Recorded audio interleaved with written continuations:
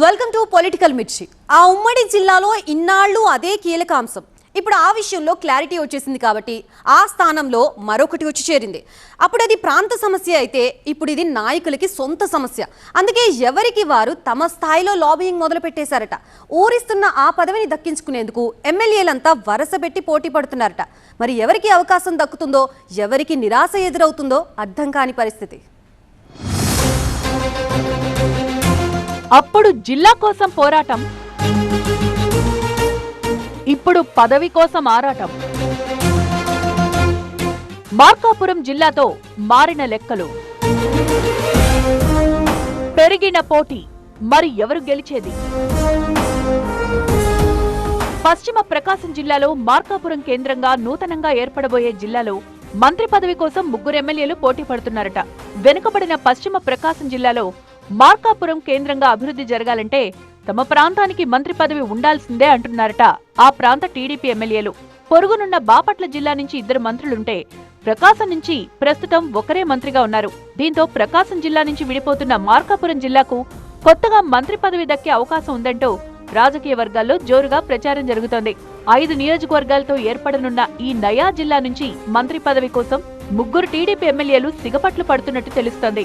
వారిలో ఎవరికి ఛాన్స్ దక్కుతుంది అనేదే అటు అధికార పార్టీ వర్గాల్లో, ఇటు రాజకీయ వర్గాల్లో చర్చనీయాంశం అవుతోంది. ఏపీలోనే అత్యంత వెనుకబడిన ప్రాంతంగా పేరున్న ప్రకాశం జిల్లా పశ్చిమ ప్రాంతం చిరకాలంగా ప్రత్యేక మార్కాపురం జిల్లా కోసం పోరాడుతోంది. 50 ఏళ్లుగా ఇక్కడి ప్రజలు ఉద్యమాలు చేస్తూనే ఉన్నారు. గత వైసీపీ ప్రభుత్వం 13 జిల్లాలను 26గా విభజించిన సమయంలోనూ తమ డిమాండ్పై దృష్టి పెట్టాలని పాలకులకు విన్నవించినా ఫలితం దక్కలేదు. అయితే ఇదే ఎన్నికల అస్త్రంగా ప్రధాన పార్టీలు ముందుకు వెళ్లగా టీడీపీ కూటమికే పట్టం కట్టారు ఇక్కడి ప్రజలు. అయితే కూటమి ప్రభుత్వ కేబినెట్ లో మాత్రం తమకు ప్రాతినిధ్యం దక్కలేదన్న అసంతృప్తితో ఉన్నారట ఇక్కడి టీడీపీ ఎమ్మెల్యేలు. గత వైసీపీ ప్రభుత్వ హయాంలో తూర్పు ప్రకాశం నుంచి 2.5 ఏళ్ల పాటు బాలినేని శ్రీనివాసులు రెడ్డికి, పశ్చిమ ప్రకాశం నుంచి ఎర్రగొండపాలెం ఎమ్మెల్యేగా ప్రాతినిధ్యం వహించిన ఆదిమూలపు సురేష్ 5 ఏళ్ల పాటు మంత్రిగా ఉన్నారని గుర్తు చేసుకున్నారు. అలాంటిది కూటమి ప్రభుత్వంలో పశ్చిమ ప్రకాశం జిల్లా నుంచి 3 ఎమ్మెల్యేలున్నా మంత్రి పదవి దక్కకపోవడం పట్ల కాస్త ఆవేదనతోనే ఉన్నారట. మార్కాపురం కేంద్రంగా కొత్త జిల్లా ఆవిర్భావం అవుతోండడంతో ఇప్పుడు మంత్రి పదవి ఖాయంగా కనిపిస్తోంది కాబట్టి తమలో తాము పోటీ పడుతున్నారట 3 ఎమ్మెల్యేలు. కూటమి ప్రభుత్వం అధికారంలోకి వచ్చాక మంత్రివర్గంలో తూర్పు ప్రాంతం నుంచి కొండపి హ్యాట్రిక్ ఎమ్మెల్యే బాల వీరాంజనేయ స్వామికి స్థానం దక్కింది. పక్కనే ఉన్న బాపట్ల జిల్లా నుంచి మాత్రం అద్దంకి ఎమ్మెల్యే గొట్టిపాటి రవికుమార్, రేపల్లి ఎమ్మెల్యే అనగాని సత్యప్రసాదులకు మంత్రివర్గంలో స్థానం కల్పించారు. పశ్చిమ ప్రకాశం నుంచి మాత్రం ఎవరికీ ఛాన్స్ ఇవ్వలేదు. దీంతో సహజంగానే అక్కడి అధికార పార్టీ ఎమ్మెల్యేల్లో కొంత అసంతృప్తి ఏర్పడింది. తమ ప్రాంతం నుంచి మంత్రిగా ఎవరో ఒకరికి అవకాశం కల్పిస్తే వెనుకబడిన పశ్చిమ ప్రాంతానికి న్యాయం జరుగుతుందని తమ గోడు వెళ్లబోసుకున్నారట. అయినా అధిష్టానం అందుకు సానుకూలంగా స్పందించలేదు. దీంతో ఈ ప్రాంత ఎమ్మెల్యేలు మంత్రి పదవిపై దాదాపు ఆశలు వదులుకున్నారని చెప్పొచ్చు. కొత్తగా పశ్చిమ ప్రకాశంలోని మార్కాపురం కేంద్రంగా కొత్త జిల్లా ఏర్పాటు నిర్ణయంతో ఈ ప్రాంతంలో టీడీపీ నుంచి గెలిచిన 3 ఎమ్మెల్యేల్లో ఎవరో ఒకరికి పదవి గ్యారంటీ అనే ప్రచారం జోరందుకుంది. గిద్దలూరు నుంచి ముత్తుముల అశోక్ రెడ్డి, మార్కాపురం నుంచి కందుల నారాయణ రెడ్డి, కనిగిరి నుంచి ముక్కు ఉగ్ర నరసింహారెడ్డి మంత్రి పదవి రేసులో ఉన్నట్టు తెలుస్తోంది. ఇప్పుడు ఈ మంత్రి పదవి విషయంలో రకరకాల లెక్కలు తెరమీదకొస్తున్నాయి. ఒంగోలు పార్లమెంటు పరిధిలో 7 అసెంబ్లీ నియోజకవర్గాలుంటే వాటిలో 5 నియోజకవర్గాలు పశ్చిమ ప్రకాశం జిల్లాకు చెందినవే ఉన్నాయి. ఒంగోలు, కొండపి, కనిగిరి, దర్శి, మార్కాపురం, గిద్దలూరు, ఎర్రగొండపాలెం నియోజకవర్గాల్లో ఒంగోలు, కొండపి మినహా మిగిలిన 5 నియోజకవర్గాల్లో 3 రెడ్డి సామాజిక వర్గానికి చెందిన ఎమ్మెల్యేలే ఉన్నారు. దీంతో వీరి మధ్య ఒంగోలు పార్లమెంటు టీడీపీ అధ్యక్ష పదవి కోసం తీవ్ర పోటీ కనిపించింది. అయితే అనూహ్యంగా కనిగిరి ఎమ్మెల్యే ఉగ్ర నరసింహారెడ్డి పేరును అధిష్టానం ఖరారు చేయడంతో మార్కాపురం జిల్లా నుంచి ప్రస్తుతానికి ఈ కనిగిరి ఎమ్మెల్యేకు మంత్రి పదవి అవకాశం లేనట్టే అన్న గుసగుసలు వినిపిస్తున్నాయి. ఈ పరిస్థితుల్లో గిద్దలూరు ఎమ్మెల్యే ముత్తుముల అశోక్ రెడ్డి, మార్కాపురం ఎమ్మెల్యే కందుల నారాయణ రెడ్డి మధ్యే మంత్రి పదవి విషయంలో తీవ్రమైన పోటీ ఉండబోతోందన్నమాట. మరి మార్కాపురం జిల్లాకు మంత్రి పదవి కేటాయించాల్సి వస్తే వీరిద్దరిలో అధిష్టానం ఎవరిని ఎంపిక చేస్తుంది అన్నదే ఆసక్తి రేపుతోంది. ఎవరి ఆలోచనలు ఎలా ఉన్నా, ఎవరి ఆశలు ఎలా ఉన్నా అధిష్టానం మనసులో ఏముంది అన్నదే కీలకం. అసలు కొత్తగా ఏర్పాటవుతున్న మార్కాపురం జిల్లాకు మంత్రి పదవి ఇస్తారా లేదా అన్నది కూడా చర్చనీయాంశమే. ప్రస్తుతానికి కేబినెట్ లో ఉన్న ఖాళీలన్నీ, వాటి కోసం ఎదురుచూస్తున్న ఆశావాహులెందరూ ఇలా అన్ని లెక్కలేసుకుని నిర్ణయం తీసుకోవాల్సి ఉంటుంది. అందులోనూ ఇప్పుడు కూటమిగా ప్రభుత్వం కొనసాగుతుంది కాబట్టి ఏకపక్షంగా నిర్ణయం తీసుకునే అవకాశం ఉండదు. ఈ లెక్కన కొత్త జిల్లాలో ఏం జరగబోతోందన్నదే ఆసక్తికరం. పేరుకే అధికార పార్టీ, కానీ ఆ జిల్లాలోని కాంగ్రెస్ నేతల తీరు సొంత నేతలకే బేజారు తెప్పిస్తోంది. అది ఎంతలా అంటే ఇక్కడి గ్రూపు గోల తట్టుకోలేక సీనియర్లు, పార్టీ పెద్దలు ఇటువైపు రావాలంటేనే జంకుతున్నారట. జిల్లా మంత్రులు సైతం విసిగి వేసారిపోయి మిన్నకుండిపోయారట. ఎవరు ఎన్ని రకాలుగా చెప్పినా తీరు మార్చుకోకుండా పార్టీని మరింత ఇబ్బందుల్లోకి నెడుతున్నారట. ఇంతకీ హస్సం పార్టీ అస్తవ్యస్తంగా మారిన ఆ జిల్లా ఏది? అసలు అక్కడ ఏం జరుగుతోంది?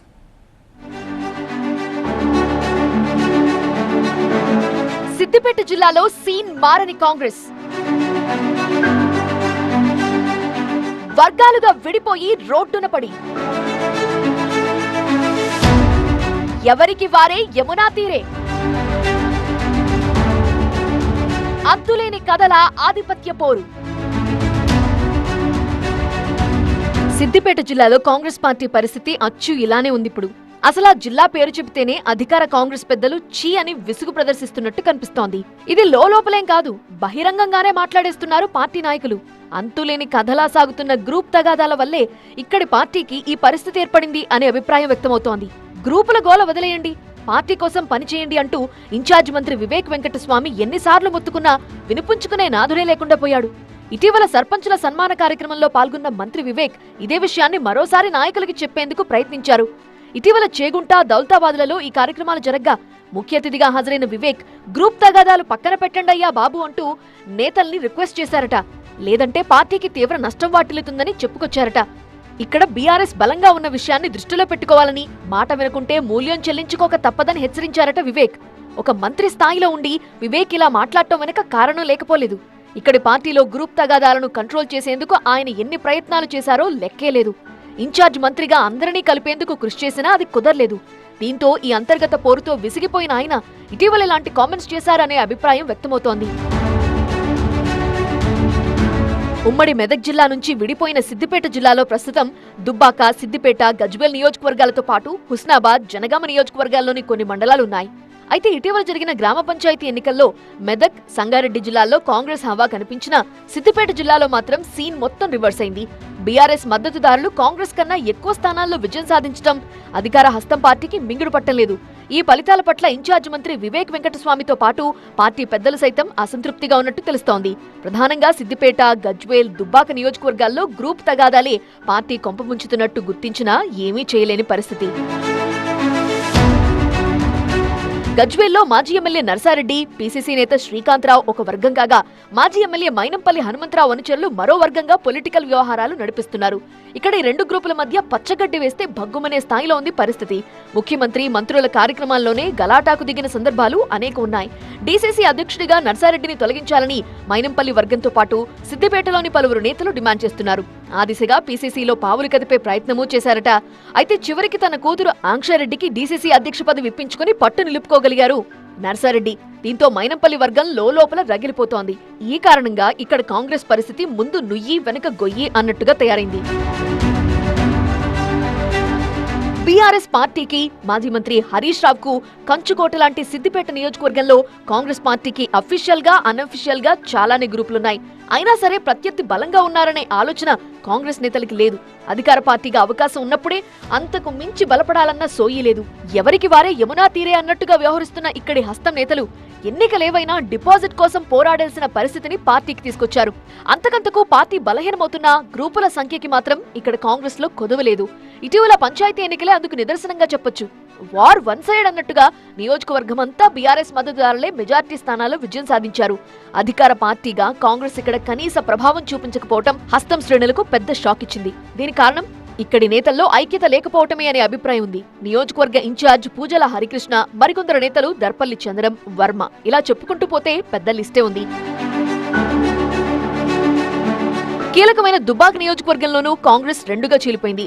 నియోజకవర్గ ఇన్ఛార్జ్ చెరుకు శ్రీనివాసరెడ్డి, పీసీసీ నేత శ్రవణ్ కుమార్ రెడ్డిలు ఎవరికి వారు గ్రూపులు మెయింటైన్ చేస్తున్నారట. వేరువేరుగా సమావేశాలు పెడుతూ పార్టీకి, కార్యకర్తలకు మేము ఒక్కటి కాదు అనే స్పష్టమైన సంకేతాలు ఇస్తున్నారట. మొత్తానికి జిల్లాలో గ్రూపుల గోలతో కాంగ్రెస్ కకావికలమవుతోంది. ఒకరిపై ఒకరు ఫిర్యాదులు చేసుకోవటం, ఒకరి కార్యక్రమాల్ని మరొకరు అడ్డుకోవటం, నామినేటెడ్ పదవుల విషయంలో రచ్చ.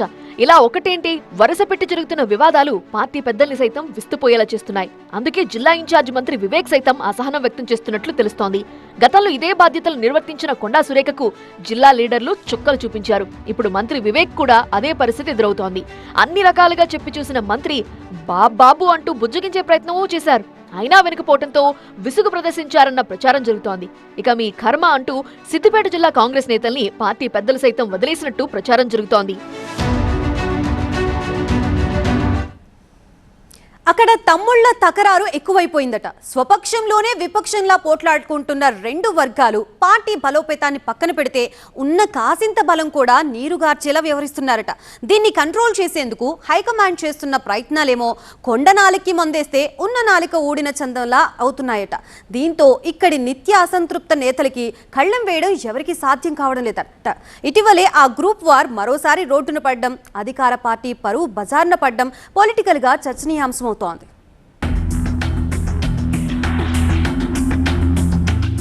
ఎర్రగొండపాలెంలో ఎందుకీ రచ్చ? తెలుగు తమ్ముళ్ల మధ్య ఆగని తగువులు, ముదురుతున్న ఆధిపత్య పోరు, సీనియర్ వర్సెస్ పార్టీ ఇన్ఛార్జ్. ఉమ్మడి ప్రకాశం జిల్లాలో టీడీపీకి కొరకరాని కొయ్యగా మారిన ఎర్రగొండపాలెంలో ఏమాత్రం తీరు మార్చుకోవడం లేదట తెలుగుదేశం నేతలు. అప్పుడెప్పుడో రద్దయిపోయి 2009లో మళ్లీ ఆవిర్భవించిన ఈ నియోజకవర్గంలో టీడీపీ ఇప్పటిదాకా ఖాతా తెరవలేదు. అలాంటి చోట కలిసి సాగాల్సిన నేతలు, పార్టీని బలోపేతం చేయాల్సిన నేతలు కయ్యాలతో కాపురం చేస్తున్నారట. ఎస్సీ రిజర్వ్డ్గా ఈ స్థానంలో ఇప్పటికే టీడీపీ అభ్యర్థులు వరుసగా 4 సార్లు ఓడిపోయారు. సీనియర్లుగా ఉన్న నేతలు పోటీ చేసే అభ్యర్థులకు కంట్లో నలుసులా మారుతుండడమే ఈ పరిస్థితికి కారణంగా తెలుస్తోంది. ఇక్కడ అధికారం అందని ద్రాక్షలా మారినా నేతల తీరు అస్సలు మారడం లేదట. స్వపక్షంలోని విపక్షంలా పోట్లాడుకుంటున్న నాయకులు క్యాడర్ను గందరగోళంలోకి నెట్టేస్తున్నారు. ఆ గందరగోళాన్ని క్యాచ్ చేసుకుంటున్న ప్రత్యర్థి వైసీపీ వరుస విజయాలు నమోదు చేస్తుంది. అందులో భాగంగానే 2024లో అంతటి కూటమి గాలిలోనూ తాటిపర్తి చంద్రశేఖర్ వైసీపీ ఎమ్మెల్యేగా విజయం సాధించారు. ఇక్కడ ప్రతిసారి వలస నేతల్ని అభ్యర్థులుగా తెరమిదికి తీసుకొస్తున్న టీడీపీ హైకమాండ్ అనుకున్న ఫలితాన్ని మాత్రం రాబట్టలేకపోతుంది. పార్టీలో నిత్య అసంతృప్త నేతలకు కళ్లెం వేయడం కూడా ఆ పార్టీ పెద్దలకు సాధ్యం కావడం లేదట. మరోవైపు రాష్ట్రంలో అధికారం దక్కినప్పటికీ ఇక్కడి టీడీపీ నేతలు ఎవరికి వారే యమునా తీరే అన్నట్టుగా పోటాపోటీగా కార్యక్రమాలతో పార్టీ పరువును బజారున పడేస్తున్నారట. దీంతో ఇక్కడ నేతలు కలిసేదెప్పుడు, పార్టీ గెలిచేదెప్పుడు అంటూ నైరాస్యంలో కూరుకుపోతున్నారు హార్డ్ కోర్ టీడీపీ కార్యకర్తలు. నియోజకవర్గంలో సీనియర్గా ఉన్న డాక్టర్ మన్నే రవీంద్రకు గత ఎన్నికల్లో పోటీ చేసి ఓడిన ప్రస్తుత నియోజకవర్గ ఇన్ఛార్జ్ గూడూరి ఎరిక్షన్ బాబుకు మధ్య పచ్చగడ్డి వేస్తే భగ్గుమనే వాతావరణం ఉంది. ఇక్కడ సీనియర్లైనా జూనియర్లైనా ఒకటేనని, అంతా ఇక ఏకనాయకత్వం కిందే నడవాల్సిందేనంటూ అధిష్టానం పెద్దలు ఎన్నిసార్లు చెప్పినా నేతల చెవికి ఎక్కడం లేదట. దీనికి చెక్ పెట్టేందుకు 6 నెలల క్రితం కూటమి పాలనకు ఏడాది పూర్తయిన సందర్భంగా భారీ ర్యాలీ, బహిరంగ సభ ఏర్పాటు చేసి 4 మంత్రులు, ఎమ్మెల్యేలతో భారీ స్థాయిలో కార్యక్రమం నిర్వహించారట. వచ్చిన మంత్రులు సైతం ఇన్ఛార్జ్ గూడూరి ఎరిక్షన్ బాబును వచ్చే ఎన్నికల్లో గెలిపించుకునేందుకు అంతా కలిసి పనిచేయాలంటూ పిలుపునిచ్చారట. అయితే ఆ కార్యక్రమం జరిగి 6 నెలలు గడవకముందే మరోసారి రోడ్డెక్కారు తెలుగు తమ్ముళ్లు. ఓవైపు మన్నే రవీంద్ర, మరోవైపు గూడూరి ఎరిక్షన్ బాబు వర్గీయులు పోటాపోటీగా వ్యవహరిస్తున్నారు. క్రిస్మస్, సంక్రాంతి శుభాకాంక్షలంటూ ఏర్పాటు చేసిన ఫ్లెక్సీల విషయంలో ఆధిపత్య పోరుకు తెరతీశారట. మన్నే రవీంద్ర వర్గీయులు ఏర్పాటు చేసిన ఫ్లెక్సీలను పంచాయతీ సిబ్బంది తొలగించడంతో ఎరిక్షన్ బాబు ఫ్లెక్సీలను కూడా తొలగించాలని మన్నే రవీంద్ర వర్గం పట్టుబట్టిందట. దీంతో ఈ తంటా మనకెందుకు అనుకున్నారేమో గాని ఇరు వర్గాల టీడీపీ ఫ్లెక్సీలతో పాటు వైసీపీ ఎమ్మెల్యే తాటిపర్తి చంద్రశేఖర్ కు చెందిన ఫ్లెక్సీలను కూడా తొలగించేశారట పంచాయతీ సిబ్బంది. ఈ పరిణామాలపై సీనియర్ నేత మన్నే రవీంద్ర వర్గీయులు అధిష్టానం పెద్దలకు ఇన్ఛార్జి గూడూరి ఎరిక్షన్ బాబు మీద ఫిర్యాదు చేశారట. దీంతో ఎరిక్షన్ బాబుపై విచారణకు ఆదేశించారట పార్టీ పెద్దలు. స్థానిక నేతల మధ్య ఆధిపత్య పోరుపై ఆరా తీసేందుకు, నేతలను సమన్వయం చేసుకునేందుకు ఎమ్మెల్సీ భూమిరెడ్డి రాంగోపాల్ రెడ్డిని రంగంలోకి దింపింది. అయితే ఈ ప్రయత్నంలో ఉండగానే ఇన్ఛార్జి ఎరిక్షన్ బాబును తొలగించి పార్టీని కాపాడాలంటూ ఎమ్మెల్సీని డిమాండ్ చేశారట మన్నే రవీంద్ర వర్గం. అంతేకాదు, ఎరిక్షన్ బాబుకు వ్యతిరేకంగా తన వర్గంతో కలిసి మన్నే రవీంద్ర భారీ ర్యాలీ తీయడంతో తెలుగు తమ్ముళ్ల ఆధిపత్య పోరు ముదిరి పాకాన పడింది. ఎర్రగొండపాలెం టీడీపీలో రాను రాను పరిస్థితి మరింత దిగజారిపోతుందట. పార్టీ ఇక్కడ ఒక్కసారి కూడా గెలవలేదన్న ఫీలింగ్ స్థానిక టీడీపీ నేతల్లో ఎక్కడా కనిపించడం లేదట. ఆ అలక్ష్యమే, ఆ నిర్లక్ష్యమే ప్రతి ఎన్నికల్లో పార్టీని పుట్టి ముంచుతున్నాయన్నది కార్యకర్తల ఆవేదనగా తెలుస్తున్నాయి. ఒకటి పోతే మరొకటి అన్నట్టుగా వలస వస్తున్న ఇన్ఛార్జీలపై కార్యకర్తలు, నేతలు వరుస ఆరోపణలు చేస్తూ కాలం గడిపేస్తున్నారు. కూర్చున్న కొమ్మనే నరుక్కున్నట్టుగా కలబడిపోతున్నారు. ఎన్నికలకు ముందు కలిసి పనిచేసినట్టుగానే అనిపించినా 2-3 కార్యక్రమాలు కలిసే చేసినా ఆ తర్వాత ఎవరికి వారు వేర్వేరు కుంపట్లు పెట్టుకుని నిప్పు రాజేసుకోవడం ఇక్కడ సర్వసాధారణంగా మారిపోయిందట. ఆ కారణంగానేనేమో 2024లో రాష్ట్ర వ్యాప్తంగా టీడీపీ కూటమి అభ్యర్థులు విజయ దుందుబి మోగిస్తే ఇక్కడ మాత్రం యథాబలంగా ఆ పార్టీ అభ్యర్థి చతికిలపడ్డారు. దీంతో తన ఓటమికి కారణం సీనియర్లు సహకరించకపోవడమేనని ఎరిక్షన్ బాబు భావిస్తున్నారు. అయితే నియోజకవర్గంలో ఎరిక్షన్ బాబు సొంత నిర్ణయాలు తీసుకుంటున్నారన్నది సీనియర్ల అసంతృప్తిగా ఉందట. ఇన్ఛార్జ్ ఒంటెత్తు పోకడలతో పార్టీ కార్యకర్తలను విస్మరిస్తున్నారన్నది, అధికారుల బదిలీలోనూ వైసీపీ సానుభూతి పరులకే మద్దతు ఇస్తున్నారని ఆయన వ్యతిరేక వర్గం అధిష్టానం దగ్గరకు భారీ కార్ల కాన్వాయ్తో వెళ్లి మరీ ఫిర్యాదు చేస్తోందట. దీంతో ఈ 2 వర్గాలు ఇక ఎప్పటికీ కలవడం అసాధ్యమేనన్న అభిప్రాయం పార్టీ వర్గాల్లో గట్టిగా ఫిక్స్ అయిపోయింది. ఇలాగైతే పార్టీ గెలుపు రుచి చూసేదెలాగంటూ కార్యకర్తలు మదన పడిపోతున్నారట. మరి విజయం కోసం ఎదురు చూపులే తప్ప ఫలితం కనిపించని ఎర్రగొండపాలెంపై హైకమాండ్ ఎలాంటి నిర్ణయం తీసుకుంటుందో చూడాలి.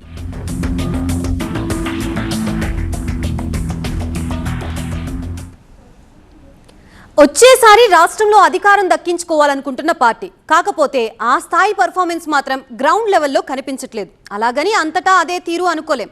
పలు చోట్ల ఊహించని మార్క్ని అందుకుంది. ఆ ఊహించని హైప్ వచ్చిన చోట మాత్రం అదే జోష్ని కంటిన్యూ చేసుకుంటోందట. ప్రధానంగా ఆ జిల్లా మీద ఫోకస్ పెట్టినట్లు తెలుస్తోంది.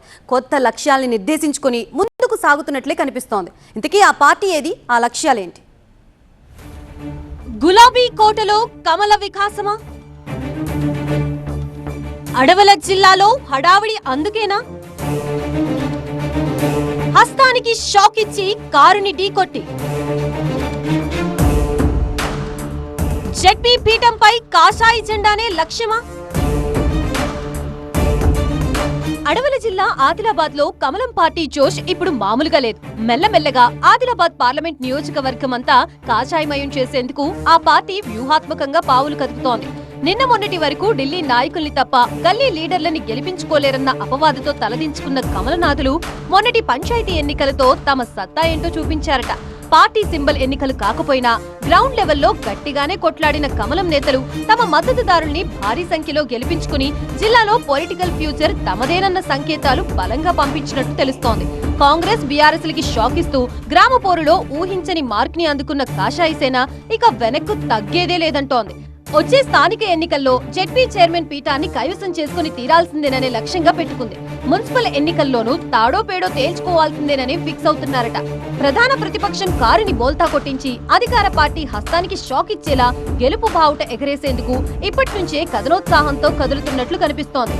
అయితే ఇద్దరు ప్రత్యర్థులు జోరు మీదున్న వేళ ఆదిలాబాద్ అడ్డా కమల కంచుకోటగా మారే ఛాన్స్ ఎంతనేదే చర్చనీయాంశమవుతోంది. ఉమ్మడి ఆదిలాబాద్ గడిచిన 10 ఏళ్లుగా గులాబీ పార్టీకి పెట్టని కోటగా ఉంది. ఆదిలాబాద్ పార్లమెంటు పరిధిలో అయితే అసలు కారు పార్టీకి తిరుగే లేదన్నట్టుగా 2023కి ముందు రాజకీయం నడిచింది. కానీ గత అసెంబ్లీ ఎన్నికల్లో మాత్రం ఓటర్లిచ్చిన తీర్పుతో ఆ పార్టీ కకావికలమైపోయింది. అలాగని రాష్ట్రంలో అధికారం దక్కించుకున్న కాంగ్రెస్ పార్టీపై ఇక్కడి ఓటర్లేమీ పెద్దగా ఆసక్తి చూపలేదు. ఆదిలాబాద్ పార్లమెంటు పరిధిలో పెద్దగా అసెంబ్లీ స్థానాలేవీ కాంగ్రెస్ కి దక్కలేదు. ఎవరూ ఊహించని విధంగా కాషాయి పార్టీ 4 అసెంబ్లీ స్థానాల్ని గెలుచుకుని సత్తా చాటింది. అదిగో అక్కడ మొదలైన విజయ ప్రస్థానం నిన్నటి పంచాయతీ ఎన్నికల వరకు కొనసాగుతూనే ఉండటం కాషాయి శ్రేణుల సంబరాలకి కారణమవుతోంది. ఎంపీ ఎన్నికల్లో అధికార పార్టీ ఎన్ని ఎత్తులు వేసినా, ఎన్ని వ్యూహాలు రచించినా విజయం మాత్రం బీజేపీనే వరించింది. దీన్ని బట్టి ఇక్కడ కాషాయి దళం ఎంత బలంగా ఉందో అర్థం చేసుకోవచ్చు. వరుస విజయాలతో జోష్ మీదున్న ఆ పార్టీ ఇటీవలే గ్రామ పోరులోనూ గట్టిగానే పోరాడించింది. అటు కాంగ్రెస్, ఇటు బీఆర్ఎస్ లని కాదని ఊహించని ఫలితాల్ని సాధించుకుంది. ఆదిలాబాద్ ఎమ్మెల్యే పాయల్ శంకర్ ప్రయత్నాలు సఫలం కావడంతో స్ట్రాంగ్ క్యాడర్ ఉన్న కాంగ్రెస్, బీఆర్ఎస్ లకు సైతం జిల్లాలో షాక్ తప్పలేదు. అటు నిర్మల్ జిల్లాలో ఏలేటి మహేశ్వర్ రెడ్డి సహకారంతో బీజేపీ మంచి ఫలితాలే సాధించింది. ముదోల్ నియోజకవర్గంలో అయితే పంచాయతీ ఫలితాల్లో బీజేపీ రాష్ట్రంలోనే టాప్ ప్లేస్ ని దక్కించుకుందంటే ఈ జిల్లాలో కమలం సేన కథనోత్సాహం ఏ రేంజ్ లో ఉందో అర్థం చేసుకోవచ్చు. పంచాయతీ ఫలితాలిచ్చిన విజయోత్సాహాన్ని అలా ముందుకు తీసుకెళ్లే ప్రయత్నంలో కాషాయి నేతలున్నట్లు తెలుస్తోంది. అందుకోసం రాబోయే స్థానిక ఎన్నికలకు మరో బలమైన లక్ష్యాన్ని నిర్దేశించుకున్నారట. వరుస ఎన్నికల్లో సత్తా చాటితేనే పార్టీ బలపడుతోందన్న సంకేతాలు ప్రజల్లోకి వెళతాయి కాబట్టి ఏ ఒక్క ఛాన్స్ ని వదులుకోవద్దన్నది బీజేపీ నేతల ఆలోచనగా తెలుస్తోంది. అందుకే ఈ లోకల్ బాడీ ఎలక్షన్స్ లో సత్తా చాటి వీలైనన్ని జడ్పీ స్థానాలు గెలుచుకోవాలని ఎత్తులు వేస్తోంది. దీనికి ఇప్పటి నుంచే క్యాడర్ ని సన్నద్ధం చేస్తోందట. పార్టీ సర్పంచుల ఆత్మీయ సన్మాన కార్యక్రమాలే వేదికగా ఆదిలాబాద్ జిల్లా కాషాయి కార్యకర్తల్లో ఆత్మస్థైర్యాన్ని నింపి దిశానిర్దేశం చేస్తున్నారట నేతలు. ఆదిలాబాద్ పార్లమెంటు పరిధిలోని 3 జెడ్పీ చైర్మన్లోనూ పాగా వేయాలని చూస్తున్న నేతలు ఆ దిశగా క్యాడర్ తో ప్రతిజ్ఞ చేయిస్తున్నారట. 3 అనుకున్న చోట ఒక్క జెడ్పీ పీఠాన్నైనా గెలవకపోతామా అన్నది కాషాయి నేతల ఆలోచనగా తెలుస్తోంది. ఆదిలాబాద్, నిర్మల్ జిల్లాల్లో పార్టీ సర్పంచుల్ని సన్మానించిన రాష్ట్ర అధ్యక్షుడు రామచంద్రరావు, కేంద్ర మంత్రి కిషన్ రెడ్డి అక్కడి కాషాయ శ్రేణుల జోష్ ని చూసి హర్షించడమే కాదు ఆశ్చర్యం వ్యక్తం చేశారట. అధిష్టానం మరింత అండగా నిలిస్తే ఆదిలాబాద్ ని కాషాయ అడ్డాగా కలకాలం నిలుపుతామంటూ కమలం సేన వాగ్దానం చేసిన తీరు అగ్రనేతల్నే ఆలోచింపజేసిందట. ఈ జోష్ చూస్తుంటే గత ఎన్నికల్లో ఫలితాల్ని బేరీజు వేసుకుంటే ఈసారి ఆదిలాబాద్ జెడ్పీ పీఠంతో పాటు మున్సిపల్ చైర్మన్ పీఠాన్ని సైతం కైవసం చేసుకుంటామనే ధీమా వ్యక్తం చేస్తున్నారట బీజేపీ నాయకులు. జిల్లాలో సింబల్ లేని ఎలక్షన్స్ లోనే సత్తా చాటిన బీజేపీ మరి రాబోయే పార్టీ సింబల్ ఎన్నికల్లో ఏ స్థాయి ఫలితాలను సాధిస్తుందో త్వరలోనే చూపిస్తామంటున్నారట లోకల్ లీడర్లు. కాకపోతే బీజేపీ ఆశిస్తున్నట్లు ఆదిలాబాద్ పార్లమెంటు పరిధిని కమలమయం చేయడం సాధ్యమవుతుందా అన్నదే ఇప్పుడు రాజకీయంగా చర్చనీయాంశమవుతోంది. ఇక్కడి పటిష్ట నాయకత్వం, క్యాడర్ లో కనిపిస్తున్న జోష్ తో పరిస్థితులు అనుకూలంగానే కనిపిస్తున్నా మున్ముందు ఏం జరుగుతుందా అన్నదే ఆసక్తి రేపుతోంది. ఒకవేళ జెడ్పీ పీఠం, మున్సిపల్ పీఠం కాషాయి ఖాతాలో పడితే మాత్రం ఇక బీజేపీకి జిల్లాలో తిరుగుండకపోవచ్చనే అభిప్రాయం రాజకీయ వర్గాల్లో వ్యక్తమవుతోంది. మరి ఏం జరుగుతుందో చూడాలి.